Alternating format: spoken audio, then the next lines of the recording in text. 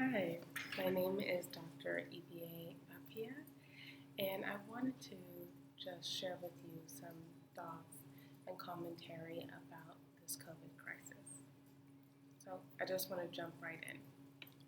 So I learned that the CDC is actually considering whether or not to implore use of PPE or personal protective equipment to the general population.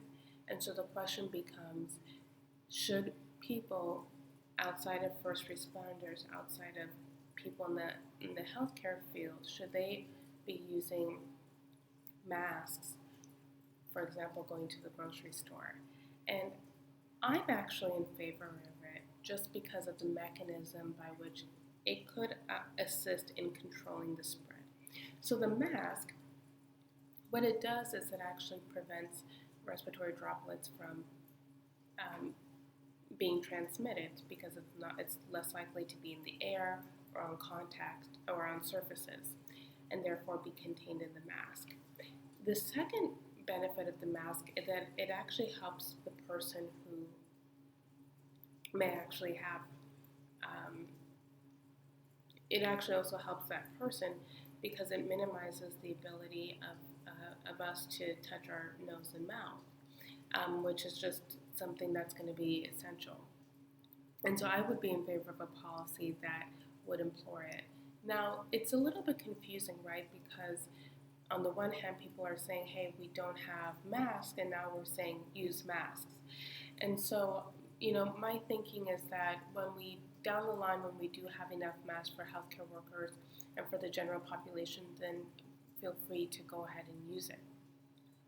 But I also want to just comment that there are different levels of masks, and a general mask is something. It's a point or barrier of protection. But more advanced or sophisticated kinds of masks help us to protect us from other kinds of diseases based upon the way that the mask works and is built. And so I just wanted to caution on that.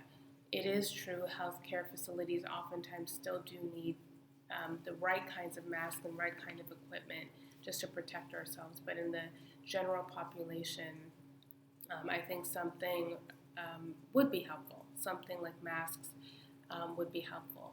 Of course, I cannot underestimate the power of hand washing.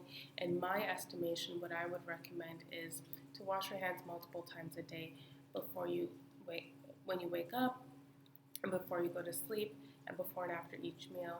If you do need to leave your home or leave a space that you're occupying, I do recommend hand washing as well at that time, anytime you're moving from place to place, especially with use of doorknobs or elevator buttons, things like that. These are potential places of contamination.